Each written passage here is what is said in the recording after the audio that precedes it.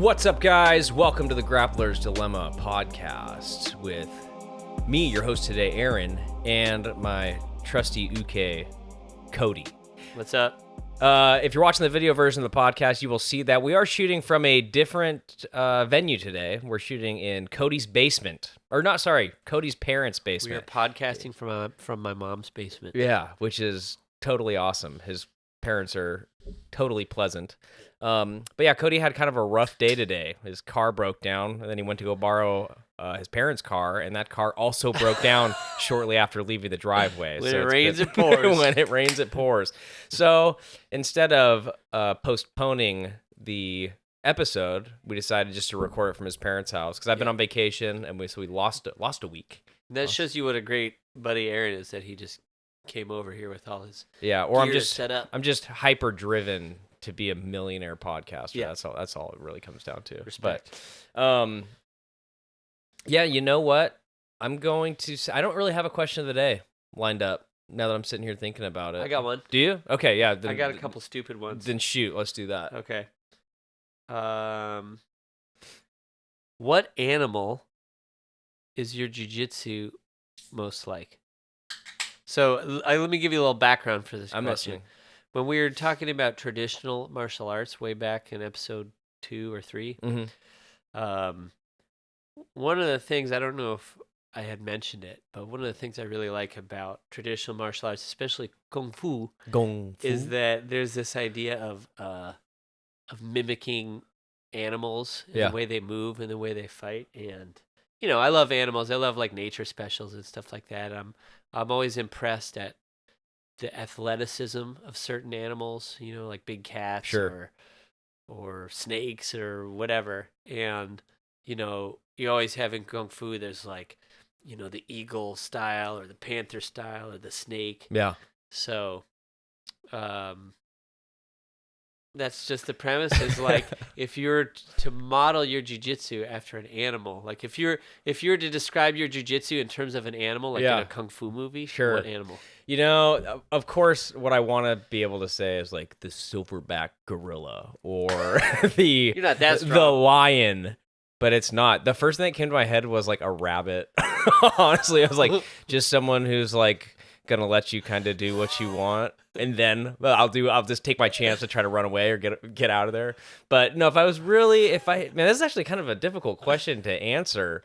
But I think that my style lately has been something more like serpent-like. I've been emphasizing a lot, especially from top controlled things like shin pinning and grapevining off the legs and that kind of stuff. So just I know they say in jiu-jitsu, like, don't leave any space, but I'm literally taking that as far as I can when it comes to like, okay, every grip is literally as tight as it can possibly be. And I might give you a little bit of space, but it's just to make a better anchor on your body somehow.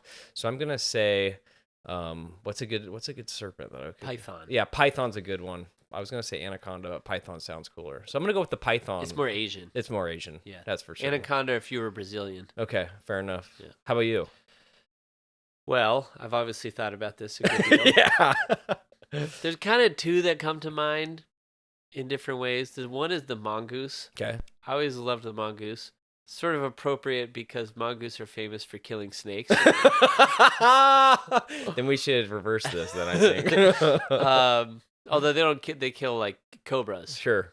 And they're able to do so because they have just like crazy reflexes, and they have a sort of a counter striking style where they sort of draw out the strike from the snake and then they pounce on the back of its neck. Yep.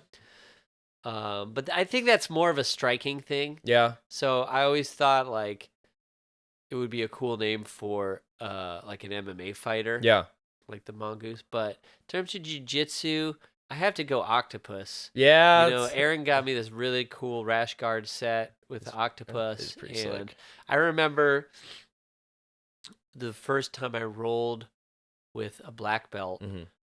And he was like an old guy and kind of a tricky guy. It was in the gi, and he like used a lot of lapel stuff. And I was like telling people about it later, I was like, dude, I'm in jiu-jitsu. It's the coolest thing ever.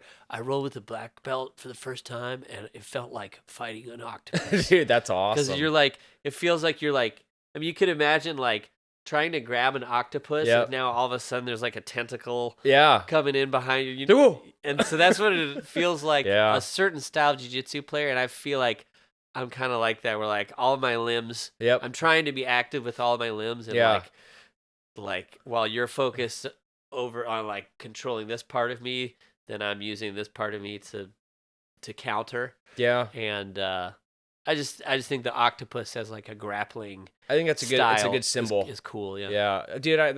The other one that comes to my mind, I don't know if I would change necessarily, but like the possum. Because again, like this is not very flattering for me to pick a rabbit or a possum, but I feel like a lot of the times, especially like when I'm starting rolls, especially if I'm starting from like a guard position, a lot of it is based off of just like mitigating what they're trying to do, and then like kind of playing loose and relax until it's time to really like, okay, time to go. Can I give a suggestion that sounds cooler than a possum? Dude, anything, yeah, but it's not very hard to say something that's cooler. The snapping turtle. I'm not sure if that's cool or a turtle, dude. Yeah, but a snapping turtle will like bite your finger off. Yeah, that's true, but I don't know, dude. It's cooler than a possum. And has better defense. Dude, you can walk up to a turtle and like, well, it's harder. It's very hard to hurt because it has a huge shell. Okay, listen, dude. And then when the time is right, I'll concede that point. That's a good question to ask. There's a great kung fu movie, by the way, called Seven Deadly Venoms. Okay. And it's about there's like these different kung fu fighters, and they each like have the style of some animal. Yeah. Like there's like the toad, and he's like impenetrable, like his skin is impenetrable. Yeah. He's like a big strong guy. And there's like a snake, of course, and a lizard. He can like run up. He can like wall run. Yeah. They all sort of have like some mystical power associated to the animals. Sure. It's part of the inspiration for that question. Fair enough. So our topic of the day, a lot of people might not know this, but we recently got invited to do a Jiu-Jitsu 101 pseudo seminar.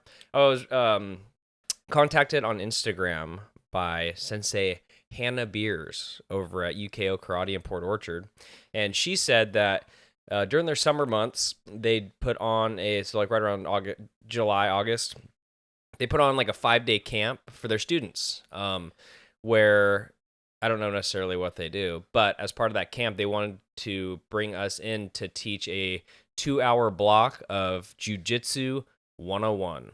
And I said yes, and then very quickly realized that I didn't have a clear idea of what I would want to teach for a Jiu-Jitsu 101 class from people that are martial artists, but she told me they have no ground stuff at all and very little grappling stuff. I'm assuming maybe they teach some throws and stuff. Yeah, I've seen them hit like a Sotogare and stuff, but it's not really like it appears to like the way that you would think like a karate studio training that stuff is it's relatively static. Yeah. So they're teaching a lot of that traditional judo stuff that would make sense, I guess, for a karate studio that's really focusing on the artistic side of martial arts. So it's kind of an interesting order to be like, okay, we're taking jiu-jitsu into a place where nobody knows any type of grappling. They have a certain amount of martial concepts in their minds and stuff that they're training, but jiu-jitsu is going to be totally foreign. So the first thing I was wondering is like, how do we really approach that problem? So I asked her to kind of clarify a few days after receiving the message of what exactly they wanted to get out of it. And they wanted it to be more self-defense based, and they really want their students to walk away with an understanding of what it's like to grapple with someone on the ground. Yeah. Which really, honestly, when those parameters were put on it, it made it a little bit easier for me to start thinking through. But I don't know. So how do you want to do this? Do you want to go? So I wrote up like a curriculum. Well, let me give some of my thoughts, okay, and some background, and then we can sure can each go into our. So Aaron and I have both written up a 2-hour curriculum that we have not shared with one another. So we're going to kind of live react and then maybe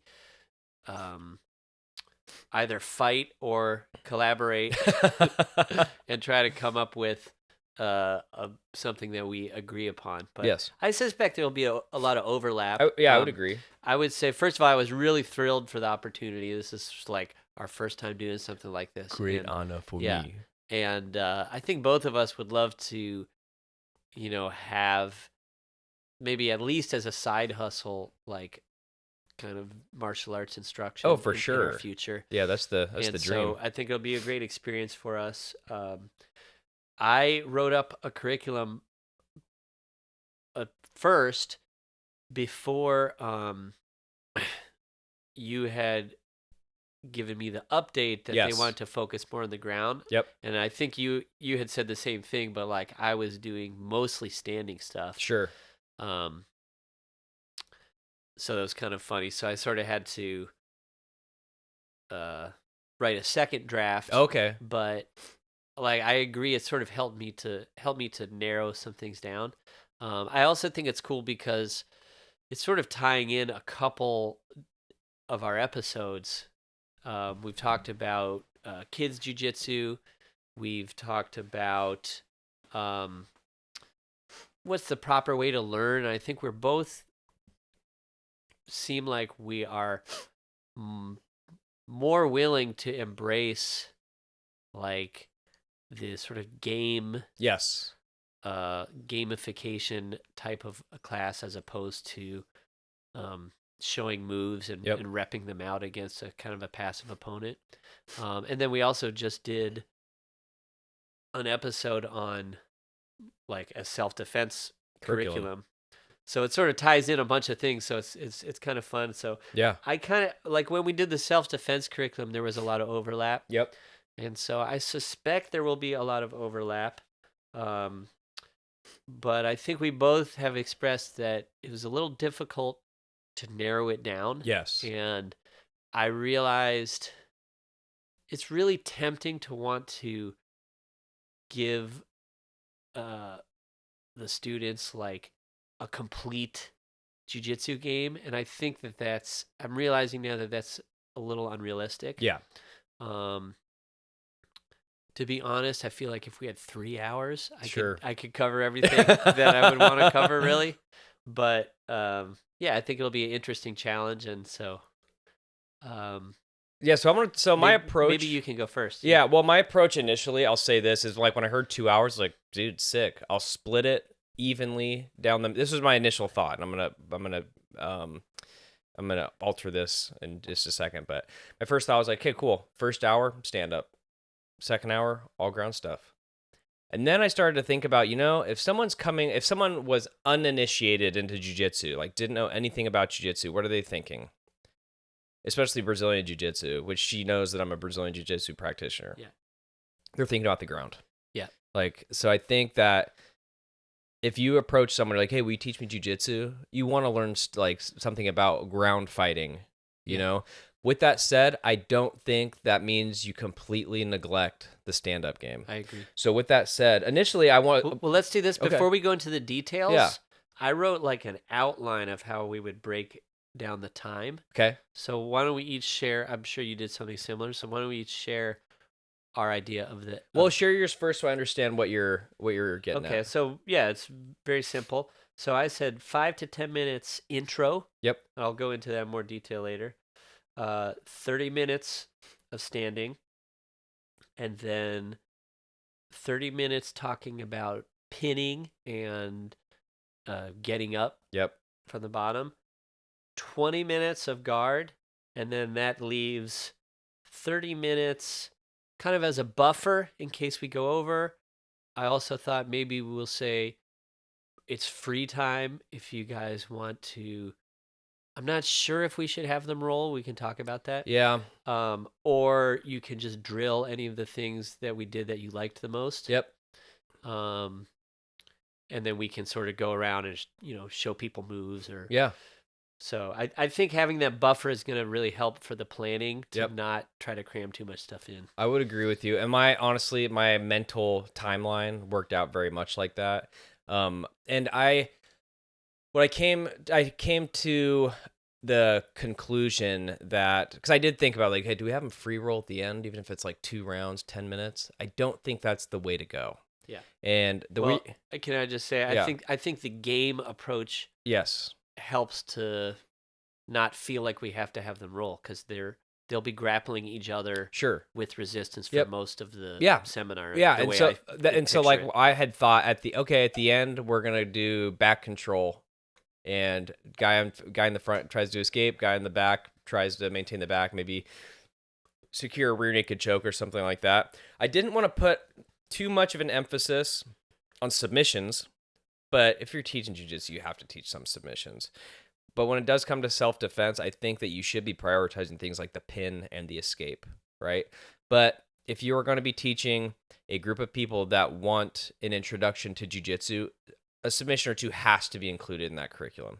At least the rear naked choke, At least. which we both agreed is sort of like, if you're going to teach self-defense, Yep. that's like probably the one. I think that's the one for sure. that And I would teach. I also have written down like just the standard armbar from Mount, not because it's necessarily the most applicable to a self-defense situation, but I like don't know about signature. you. It's kind of a signature. It's a signature in jiu-jitsu is the straight armbar, right? Like I think that everyone, I'm sure that if you were to talk to those guys, or when we do talk to these guys, people will have a certain amount of familiarity of what the standard armbar is. So I think it would be good to go over like the basic mechanics of that, just to show, just like the details and some of the nuances, for sure.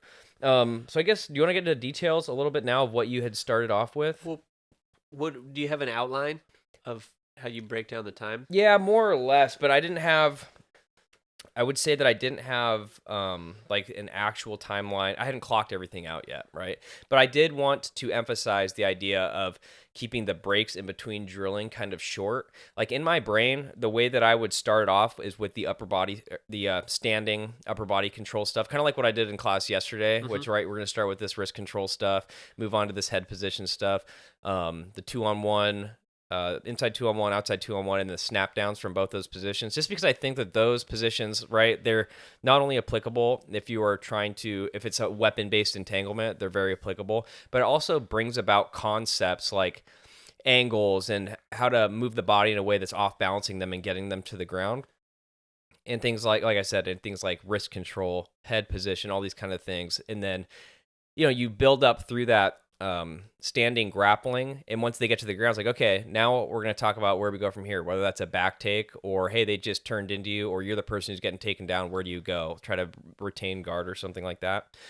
So I would think that's only going to take about a half hour to do that, to do the stand-up stuff, if you're running it in an efficient way. I do think it's good to do like a good 3-6 minute, like we each get 3 minutes or whatever to do a quick introduction to jiu-jitsu and like how we found it and all this kind of stuff, what our experience is with it. I think that is a good thing to kind of give some legitimacy to, hey, we're here teaching, because I had this thought like, okay, these guys are purple belt, they're not black belts, because a black belt's a different thing, right? In like karate, like when you see the time it takes to get a purple belt generally in jiu-jitsu is about the same time in most karate systems it's going to take you to get your black belt. Yeah. Right. So I think talking about how long we've been training and that kind of stuff is going to be something that we should front load the training time with.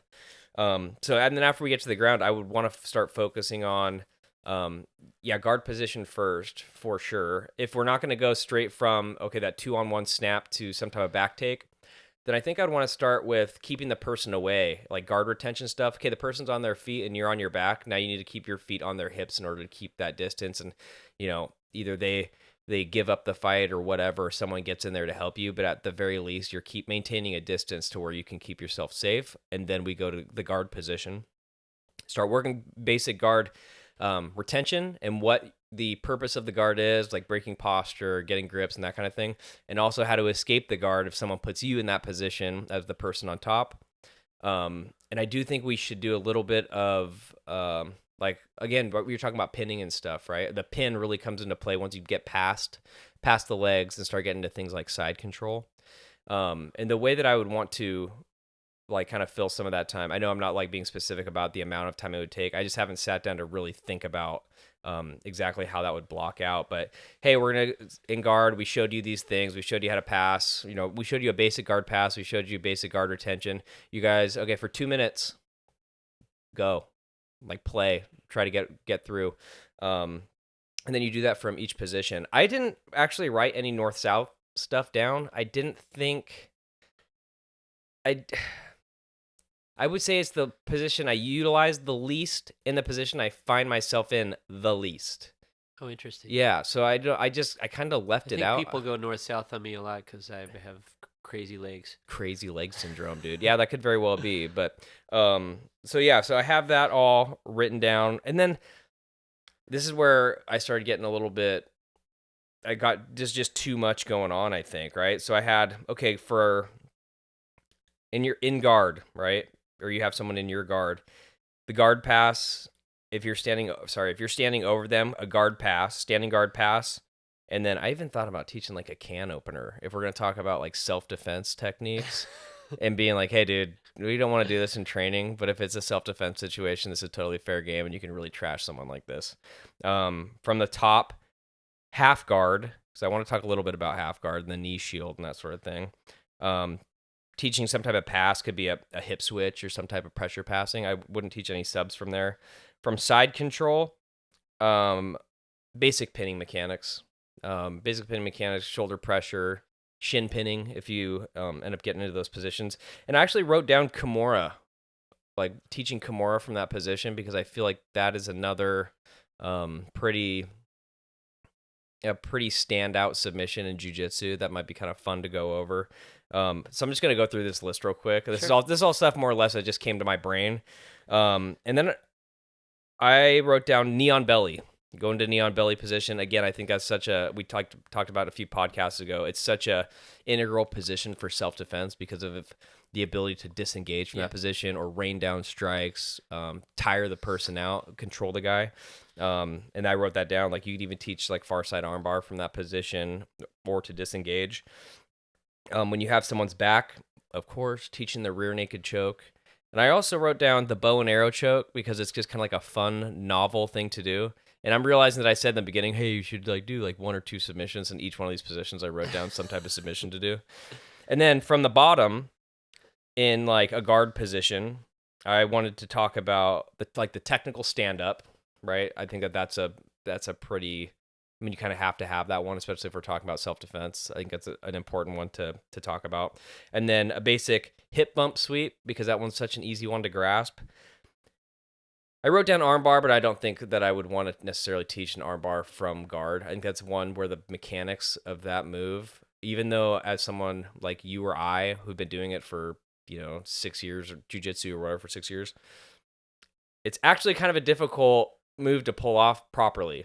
And over the course, if you have armbar from guard, I really do think that's a tough one to learn how to like move your hips in the right way and all that kind of thing. I rarely attempt it, to be honest. Yeah, I've only ever hit it. Well, once you get into it, people are so privy to the idea of like, okay, I know exactly what the setups are going to look like and that sort of thing, that you have to start migrating towards more tricky ways of catching that armbar. Like I'll still catch my armbars from guard, but it's never that standard, okay, reach across and grab the elbow with this monkey grip and then do all that kind of thing.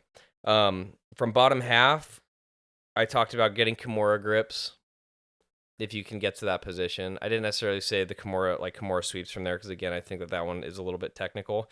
I thought about maybe a loop choke. It'd be kind of fun, like the bow and arrow, for these guys to use their gis in a way that they've never really used them before. But here's another kind of point to those gi chokes. A jiu-jitsu and a judo gi is very different when it comes to material than a karate and like taekwondo gi. So my concern would they tear easily? I don't know. Yeah. So I have, but with that being said, I do have a karate gi at home. It's literally from that academy. So I'm gonna grab onto it and like see, okay, would it actually I can loop choke mess this up? Yeah, there you go. And we'll see how that runs.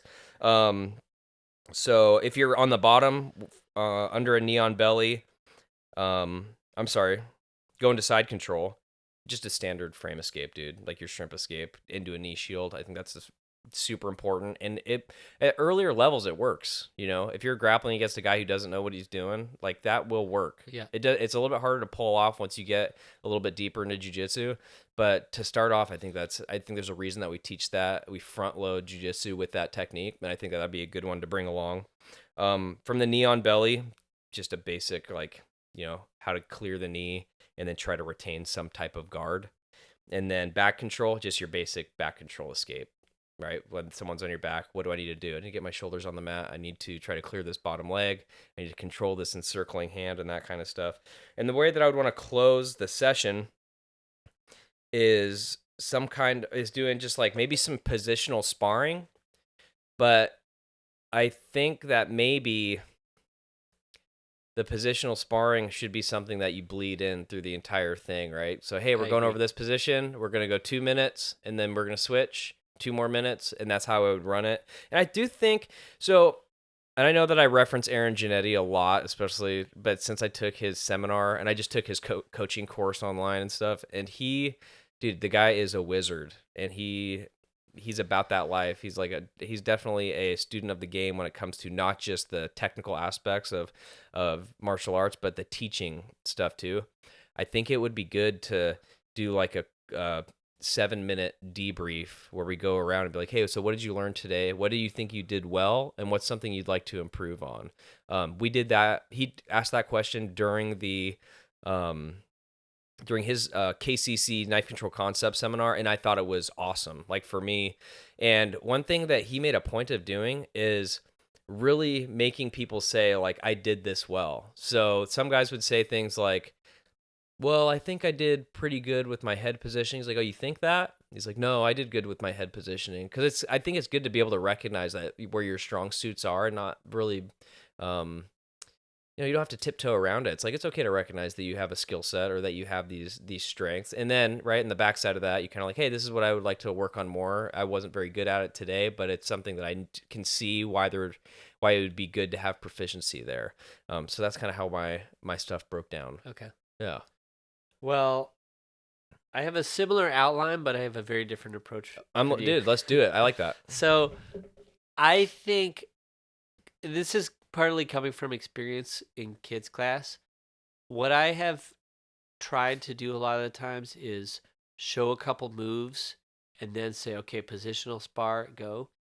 And it tends to be, I feel like you're cramming too much stuff in, and what I've found is a better way to do it is actually start with the game, allow them to see the problems, and then show some things, and then go back to the game. And so, like, hopefully you focus on one area over like 15 minutes, and then they get better in those positions on top and bottom. So here's, for example, this is what I was thinking for pinning is say, okay, one guy lies on his back. The other person, without telling him anything, get in whatever position you want that you think that you could hold them down in. Yeah. And then person on bottom is trying to reverse or stand up, and you just try to hold them down, and you can change positions. Okay. And just see how they do, and then we can say, okay, a lot of people are doing this, like this is good. A lot of people are doing this. You shouldn't do this, or it's not as good, or you guys are struggling to get up off the bottom, show them an underhook. Sure. You can use that to, and that way, like I said, it's like they're from the beginning, they're grappling. Yes. And then we're not trying to get them to remember a bunch of moves. It's more like we're giving them different ideas of how they can win. So I'm going probably a lot more eco than you. Yeah, it's very eco, bro. So if you were to do that, let's say, would you, before you showed them technique, so like we'll call it the initial round, right, where they have no clue. Right, here you go do this. Well, yeah, we can. Would you make those times the same? I guess what I'm wondering. It's like, okay, would you do, okay, 2 minutes, guys, go ahead and do this. Yeah. But now here's a couple moves. Okay, now you got 3 minutes to try to work this Probably, stuff. Yeah. Okay. Probably more like that. And we can even demonstrate, like, okay, you hold me down, and then we'll just demonstrate for a minute. And so then they can see you go knee on belly, you go side control, you go mount, so they can kind of see, like, they can maybe get some ideas of stuff they can try. Sure. And then I just like it that way because, like I said, it's like they're grappling immediately, and then we can go around and we can sort of coach one-on-one and be like, okay, if you're trying to do this, it's better if you have an underhook instead of hugging it. I anticipate a lot of people will try to hugging the head, hug and the that kind head. of stuff. Do you think that would be too, like, it would leave too much, like, we're not necessarily, I'm trying to think of, like, even how to word this. Let me start off by saying this. Just what you had just said, to start it off by being like, we're going to grapple to start. Just to see what you guys do and this kind of thing. I think that is brilliant. But I do think, like, if you were to break it down in that way, in my brain, right? So you start off with this big overview of, like, any position you want, do whatever you're going to do, however you feel like you can control this person, do that. And then I think that as you kind of go through the timeline of the lesson plan, you would go to, like, okay, now we're gonna focus on guard position. So this is the position. Roll for 2 minutes, and then we see it again, Yes. right? See what's going on, right? So you wouldn't necessarily keep it in that, okay, open forearm, do whatever the hell you want, and then we'll start addressing these things. You would start to break it down into more specific. We might move to the mount and say, like, this is like the and probably a lot of them will discover the mount on their own. Yeah, I would assume. I would imagine. What if someone picks, like, a 50-50 leg lock position right off the bat? I'd be like, you're a liar. You do no jiu-jitsu or saddle, right? It's like, hey, how do I berimbolo off this position? Like, how do you even know that word? But no, but it's so funny because I think that's totally brilliant. The idea of being like, go ahead and do what you think is going to work. Because especially if you've never grappled before, I think we're going to see some funny stuff. Yeah. And I think we're also going to see people that, like, whether they have siblings or whatever, they just have this inherent understanding of, like, I know how I can control this person with whatever. I think that'll be really fun to see. But it opens us up, not opens us up in a negative way, but to be able to see, like, okay, 70% of these kids are doing this thing. It was not in our curriculum, but we should address it. Yeah. Right. So I think that's a really good point. So what would you? So did you break it down as far as, like, what you would teach with stand up? Yeah. Okay. So I have a different focus than you. So we have a disagreement. Yeah. I did write a wish list. It was like things that, if we had more time, I would have liked to cover. Yes. And I included the 2-on-1 and the front headlock. Okay. But I didn't get to them in my stand up curriculum was basically much more clinch based. Okay. But I have it starting with the unicorn drill. Yep. Which I love to teach head fighting, where basically both players have their hands behind their back and they start with their foreheads touching, and the goal is to place the top of your head on the other person's neck or chest. And so it's just a fun way to teach and this would be the first drill that I would have them do, and it's just a cool way to teach head fighting. And then, you have them do that for like 2 or 3 minutes, and then you talk about how head position is important. Yep. And then move on. Then I have overhooks versus underhooks. Okay. So one person gets double overhooks, the other person gets did I say overhooks? Yep. One person gets double underhooks, the other person gets double overhooks, and you say, okay, just try to push the person around, make them go where you want them to go. You can try to take them down, I guess. Sure. And hopefully they will discover, I guess the way I'm thinking, they'll discover the double underhooks is stronger. Sure. So then you move on to a pummeling drill where we start over under, and you say, okay, whoever gets double unders wins. Yeah. And this is something I've done with adults. Yep. And again, I just find it so much more effective than, like, showing them pummeling. Yeah. Because what people tend to, first of all, a lot of times they'll get, wait. It's so funny. Yeah. You go here, or they're just doing it all goofy. Yep. And or what a lot of times, as they start to get it, then they go over under, they disengage. Yes. And it's just like, you're really just hugging each other and then unhugging each other. But really, the point of pummeling is about digging for underhooks. Yep. And so I feel like if you just give people that goal, especially with kids, you can get away with more of this because adults, they will get competitive and they're stronger relative to their body size, Yeah. and they get tired more quickly. Sure. Kids can just go and go and go. They're not as strong. Yep. So I think you have to be careful with adults. If you give them like too many games, they'll like gas out over an hour class. But we don't have adults, really. Yeah. You know? So anyway, so that's just an example of like, if you give them the game, they'll do it much more closely to what sure you think pummeling is supposed to be about. Then maybe take a break from the games and talk about the headlock and how to take the back. Okay. How to avoid the headlock, why the headlock is not as good as you think it is, and like, we could do some demonstration, and then at the end show a couple takedowns and sort of make it dealer's choice. So I would show a sort of sideways trip from the back. Yes. For back control, and then maybe some body lock, like body lock style trips from like a. So and then just let them take each other down, back and forth, and then we can go around and tweak. So that's okay. So when I hear you say that, I think it's bullshit. No, I'm just kidding. It's like my brain goes like this. Is how it gets structured in my head. Is that unicorn drill? I think is brilliant, and I'm annoyed that I didn't write that down on my list and steal it from you immediately. But like starting with that, because head position is like it's kind of becoming king, at least as far as my wrestling game is concerned. So if you start from that, and then I would still start from like the inside 2-on-1, switch to the outside 2-on-1, and make that gamified as well, where it's like, okay, head positioning is still here. And then right, you're moving deeper into the body there, where it's like, okay, now from this position, and say for whatever reason they break this grip, now you're reaching into this clinch, this body lock, right? Mm-hmm. Because off the 2-on-1 or even this 2-on-1, oftentimes people will pull away.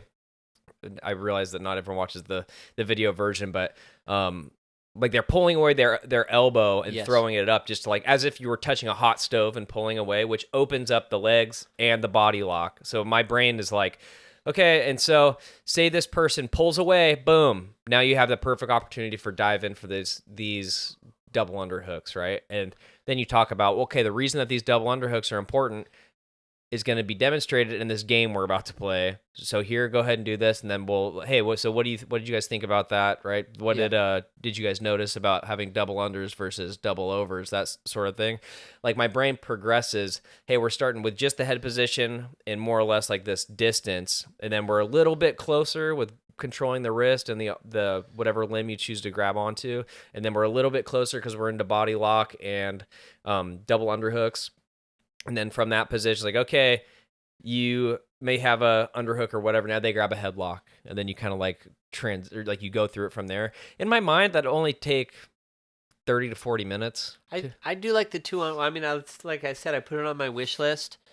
I think it does show something really important as far as angle, and then also forcing a positional advantage. Sure. In the fact that like if I have my two arms against your one arm, even if you're stronger than me, it gives me that advantage. So did you have anything else in your stand-up stuff that or was that it? That was my total dude, I think package, I think that we could melt both of those together, and I don't think that it would take up too much class time. How do you feel about having to cut front headlock?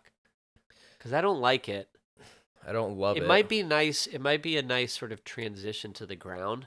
Well, so if you take that 2-on-1 snap, like if we were to go over that, then that transitions super well into the front headlock position on the ground. Oh yeah. Right. You're so right. If like I see. I was thinking you were talking about like a wrestling snap down with a collar tie. No, but that like the one I was showing in class, right, where it's like, hey, you drive their hand into the pavement or into the mat, and now you can make this switch. They call it like a Russian tie snap. Yeah. Or I've heard it called like a shovel. There's wrestling names for it. Yeah, I I don't know them. I could just call it the inside 2-on-1 snap down. Yeah, no, I think it's a good name. But we should come up with something more 10th planety because it'd be Arm way snap. more fun. Yeah, there you go. Yeah. But I do think that because that leads to positions, and I think it'd be much easier to be able to explain and to comprehend the front headlock position from that snap versus like, okay, here's these really nuanced ways of taking the back, right? Because taking the back from there, like, I mean, you showed this in class yesterday, right? You're going to want the inclination for someone who's new is to be jump the back. Yeah. And it's like, don't do that because there are steps in order to get there. It doesn't seem like that far of a distance. It almost feels like you're halfway there, but you really need to understand how to control these certain points of contact before you start slipping hooks and going in that way. Yeah, to be honest, I'm skeptical about the entire idea of teaching back control with hooks. Really? I know it's like a signature jiu-jitsu thing, but Sure. like I said, like the temptation is to want to give a complete picture of the ground game, but I just think in the time we have, Potentially. and in terms of like giving stuff that they'll be successful at faster, like it's much easier to hold the mount than it is to hold back control, for example. But if we neglect this is what my concern would be. If we neglect back control, then we kind of lose the discussion for the rear naked exactly. choke. Yeah. So that would be my only concern with that. Because honestly, and we've talked about this just off air because we're about that life. And we talk about martial arts not just on the podcast. Okay, we don't just do it for you guys. We do it because we freaking love it. But when you put hooks in, like self-defense, like, okay, you're pretty connected to this person and there's no real way to disengage. So like teaching the rear naked choke almost from like a kneeling position might make a little bit more sense. But I don't know, man. A part of me, I don't know if I could be convinced of it, but just for the sake of setting up the rear naked choke, I don't know if I would necessarily dispense with the position. Yeah, I'm not totally convinced either. Okay. Although I actually, now that I'm looking at in my pinning section, I do have a 10-minute section on back control. But when I'm thinking through it, I'm like, yeah, I'm just anticipating difficulty. Yeah. And I don't want to like show something and they don't quite get it, and then I'm like, well, we have to move on to the next thing. Sure. That's what I'm concerned about. But I think that like, and we had talked about this, I think that we could straight up hammer out a very clear idea of what we want to do, record video, put it on YouTube, and be like, all right, guys, if there's some stuff that you didn't understand or that we glossed over, we went more in depth with these videos that we did on YouTube. And if it's something you want to start integrating into your training, go back and reflect on these videos. Yeah, and if you want more details, you can subscribe to our Patreon. Yeah, dude. Yeah, if we had Patreon. We do, in our descriptions, have a link to our support the podcast. It's like $3 a month or something like that. So if you want to buy us a let me beer or coffee. backtrack because I forgot to go over my intro. Okay. So I thought a fun thing to do to start would be ask them what do they think jiu-jitsu is. Ooh. And sort of get some feedback, and then we could talk about our idea of what jiu-jitsu is, the idea of grappling versus striking. Sure. What makes jiu-jitsu distinct from other grappling styles is in particular the focus on the ground, the focus on submissions, and also the focus on the offensive bottom position. Yep. And the focus on doing the shaka in every single picture that you will ever take after you start training jiu-jitsu. And talk about how there's sort of two aspects of jiu-jitsu. There's control and there's submission. Sure. And submissions are maybe more appealing, but it's really control that's at the heart of jiu-jitsu. Yes. Because you can't submit people really until you can control them, and if there's punches and elbows involved, then the control is even more important. Yeah. And also I would mention how when you grapple, you can train against a much higher level of resistance. And that's another thing that makes jiu-jitsu special, is that we pressure test. We pressure test everything. And I thought maybe it would be fun if we just did like a 1 or 2 minute like flow roll demonstration. Okay. Kind of like we can kind of pro wrestling it, so where we sort of, I'll let you like hip toss me. Yeah. You can let me omoplata you or whatever. You know what I mean? So like we could Sure. like show off some cool stuff and like try to get some oohs and ahs Yeah. from the crowd. Yeah. I So, think that'd be and a good... I hope, I'm thinking we can squeeze that into under 10 minutes. Maybe that's unrealistic, but I think we probably could. Yeah, And it's especially just- if like you bullet it's like point 5 out. minutes of talking and then like 2-minute, 3-minute demo. Okay. Yeah. I think that's brilliant. I think that's exactly what it would take to get a little bit of And we buy-in talk from like people. you mentioned talking about our background too. Yeah, I think I that, didn't think about that, but that's a good idea. We Yeah. should say like, I've been training this long. I got into it because of this and Sure. that. And Yeah, I think that's a good way. I think that the idea of like asking them what they think jiu-jitsu is would be really fun. Yeah. That'd be a really novel way to kind of like get an understanding, because it could be kids as young as, I think she said 10 or 12 or something like right Okay. around there, and then up to 18, right? Okay. So they're older kids. It's going to be a spread, and That'll be great. It'll and be fun. they're choosing to pick students that, like, specific students that they know will be able to like hang and pay attention and like follow the drills and that kind of stuff. So we are getting kind of a, not a proctored, but a I mean, we're getting elite. Yeah, we're getting like fed their A team. Sick. Which I think is like a really good thing, because my concern initially was like, well, shoot, dude, what if we have a bunch of kids in there and it's like they're not really engaged or paying attention? So when she said that, I was like, okay, that'll make things a little much easier on us for sure. And honestly, I find a lot of comfort in the fact that knowing that you have so much experience with teaching kids class and being a teacher in general, right? Because that is a skill. Like, jiu-jitsu is a skill. Teaching and being an instructor is its own skill. And I taught, my second adult class at the gym yesterday, and You did great, by the way. I appreciate that. But I definitely felt these little hiccups where I'm like, oh man, I'm not. There's things that I would have changed the way I presented material, Sure. or like rambling and little things like that, which it just takes some time to like sharpen those edges a little bit. The hardest So, thing, like, forward I to that. love to talk, as you know. Yep. It's the hardest thing about, I think, especially coaching. Yep. But even like, I teach math in Yep. schools, and I still will tend to Sure. want to lecture too much. But it's one of the things that I have tried to digest from the eco people, that they're like, most instructors are probably spending too much time explaining stuff. Yeah. And honestly, but when you've taught classes, I never really felt that way about when you're instructing. Well, that's through experience. Okay. Well, that's fair enough. Fair enough. And yeah, again, this is to point to Aaron Genetti's philosophy, him and Eli Knight. Actually, it might have been Eli Knight that had said this. He was telling me that, like, hey, dude, if you're teaching a seminar, right, for 6 hours or whatever, it's like 95% of the time your people should be working. Yeah, definitely. Only be talking 5% of the time. Like, you're not here to monologue. You're not here to like shine light on how talented you are. Yeah. You're really there to give them some value. And the way they pull value out of what you're teaching is by just making them do it. Yeah. And well, like, one thing I found is I will want to anticipate the major mistakes everybody's going to make. Sure. And maybe there's some value in that, like, be careful, don't do that, like, if you can keep it brief. Yep.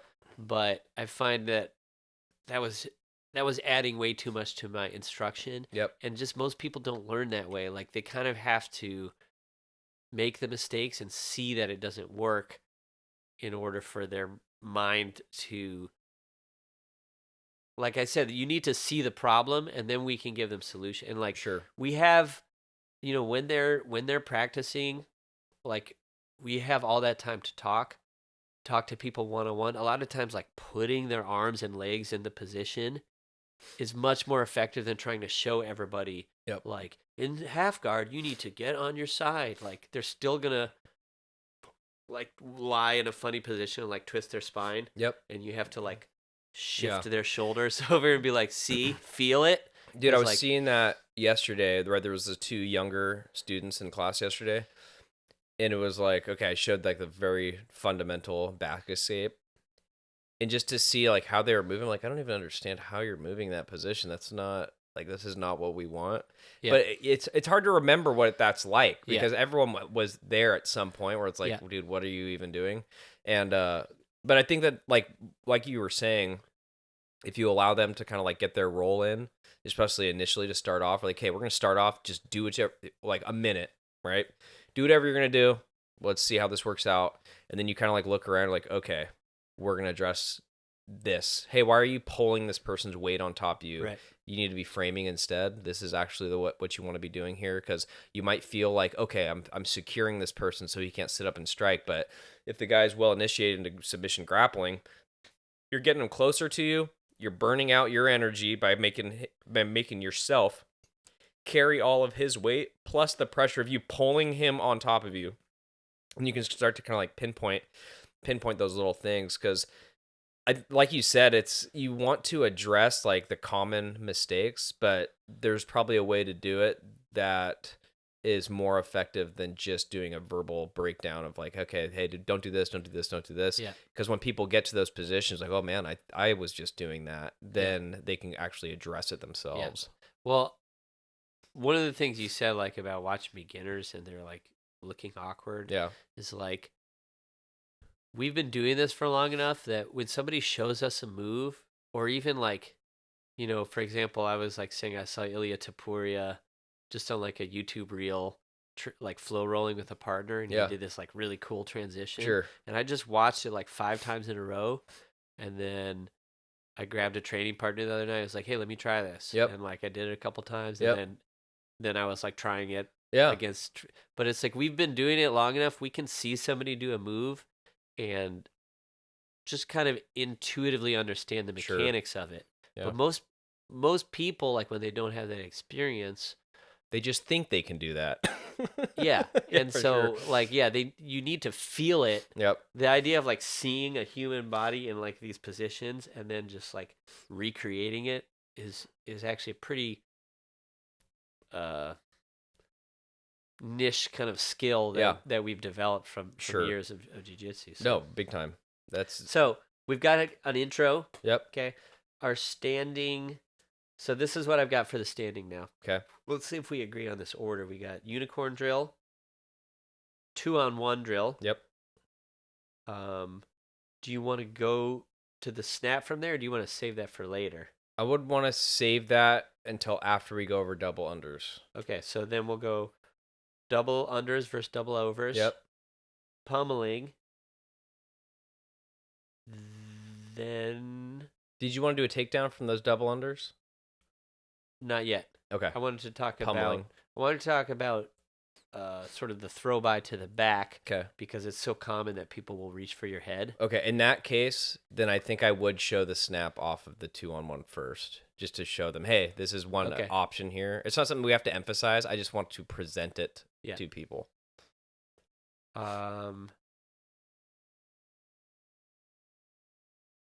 Maybe in that case, maybe I would stick in the body lock takedown. Sure. And then we'll talk about shuck to the back, takedown from the back. Yep.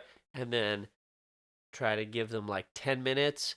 Do whichever of those takedowns you like the most. Yep. And so that they can kind of reintegrate that stuff and sort of flow roll, like tell the opponent to move around a little bit and just sort of go one for one. Yep. And we can walk around and make like little adjustments as we go. Yep. Yeah.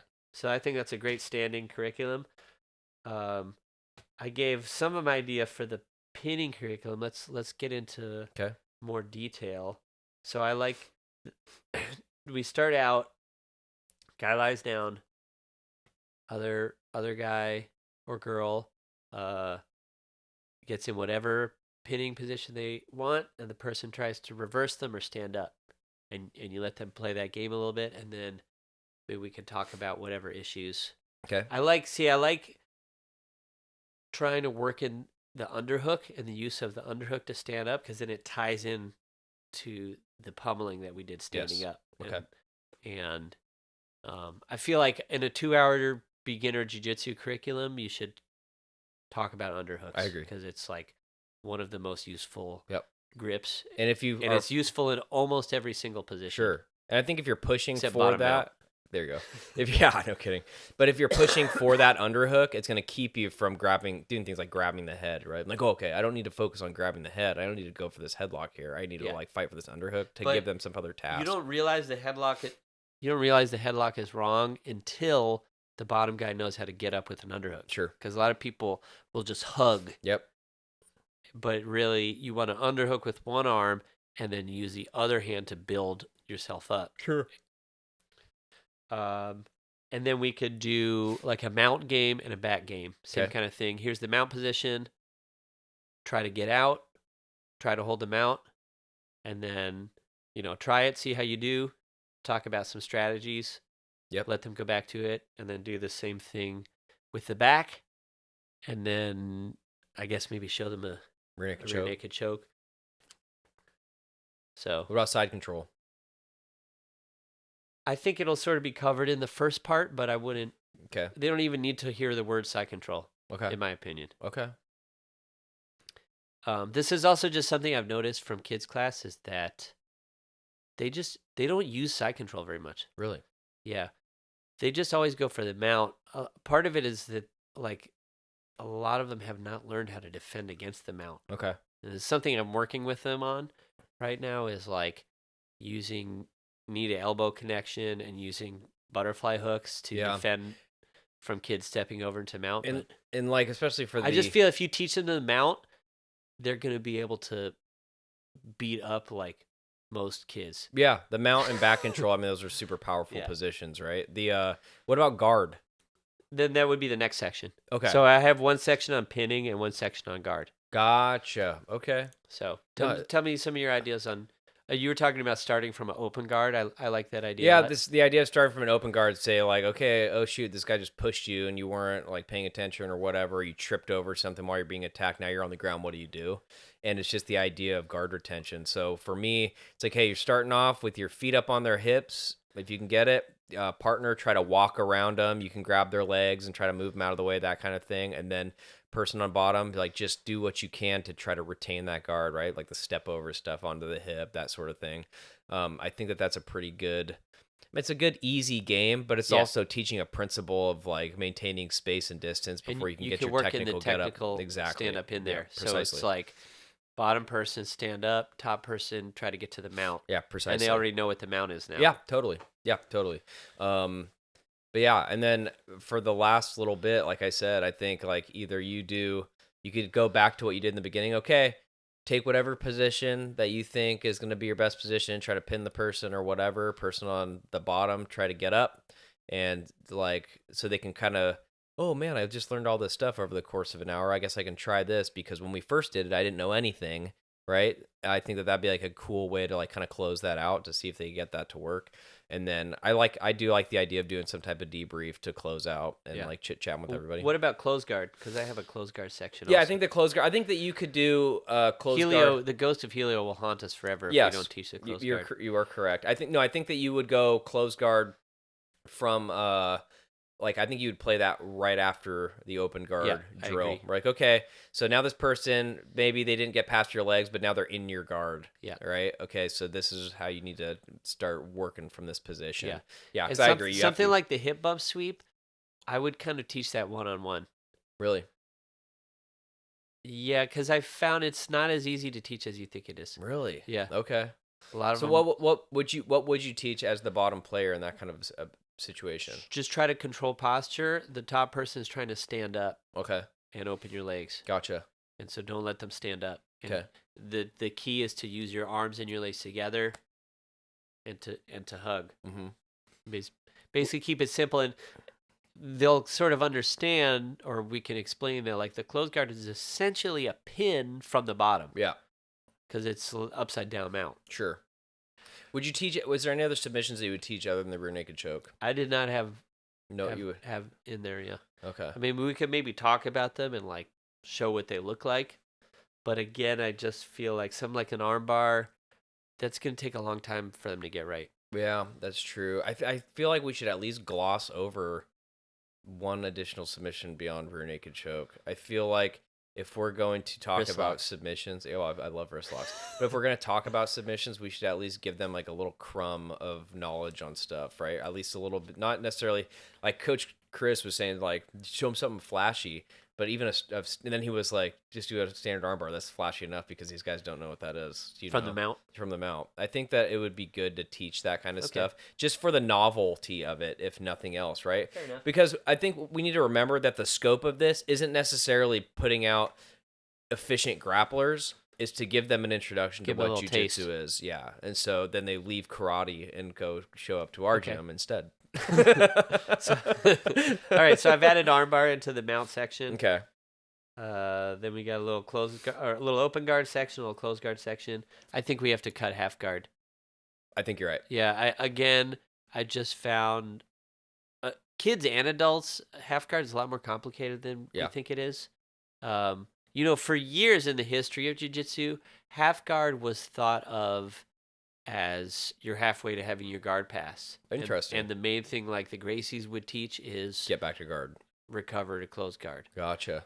It wasn't until I think Lucas Leche was the first person to start using half guard offensively at a high level. Okay. And since then, we've seen many great half guard players. Sure. Now it's kind of gone back to, because I feel like the body lock passing has really come into vogue and has become really effective. Guys like Joseph Chen and Nicky Rod and Gordon Ryan. Yep. And I feel like half guard is kind of falling out of favor again because I refuse to let that happen. Because people know how to kill it. Yeah.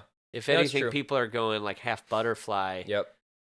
Because you have more ways to deal with like a smash pass. I got a really good smash pass. Anyway, that's all advanced jiu-jitsu theory. Sure. But my point is, if you look at the early days, half guard was thought of as a weak position, and I think that's because it's not so easy to make it an effective position. Gotcha. It sort of took years of the game for people to develop a strong offense out of the half guard. And we are at the hour mark now, so I want to say this last thing before we kind of close out. But the one thing about teaching jiu-jitsu or teaching someone about something you're passionate about, you start kind of realize how much knowledge you have and how much it's realistic to teach someone in a short amount of time.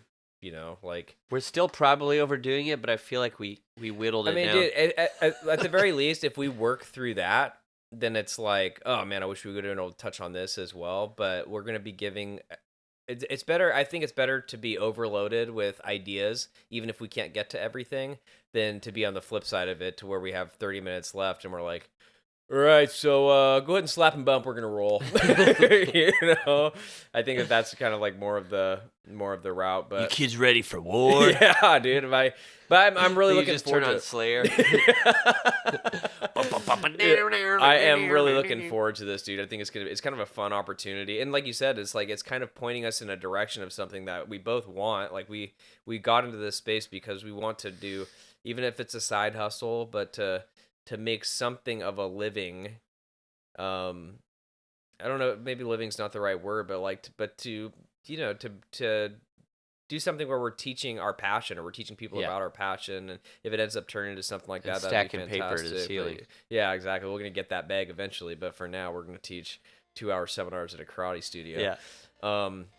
Well, I hope you guys enjoyed listening to this sort of. This is kind of a special episode. Here in my mom's basement of us sort of brainstorming through this curriculum for this seminar. Yeah, dude, it didn't even feel like we were recording an episode. It just felt like we were having a conversation about it, which I kind of liked. I enjoyed that. But if you guys want to get in touch with us, we have an Instagram. It's going to be at The Grappler's Dilemma. I'm on there every single day answering your guys' questions. I try to post content at least every other day. Usually it's clips from the podcast or some videos that we're working on. We haven't shot any video for Dilemma Combatives in a while, but we also have a channel on YouTube. We have a YouTube channel for the podcast as well, if you guys prefer doing this on video to see our lovely mugs on your TV screen or phone screen. And that's also, you look up The Grappler's Dilemma podcast and it's going to come up on there. Then we have then we have Dilemma Combatives, which is kind of like our more instructional toned video series. And this has been a really fun episode. And we will definitely be doing a follow-up on how we think that the whole class thing went and all that. But if you guys have any questions or concern, pisses, moans, groans, rumors, hit us up on Instagram. Let us know what you think. Let us know if there's some topics that you'd want us to cover in the future. Or just share your opinion with us on kind of stuff that we've already talked about. I would love to hear some feedback and hear some different perspectives. So yeah, go ahead and reach out to us. We are always looking to engage with our listeners. And we recently hit 210 downloads for the podcast. Sick. Which is pretty sick. This is episode 12. Depends on when we post this one, I suppose, because we kind of have trying to do a double header this week. But anyway, as always, keep training, stay safe. Us.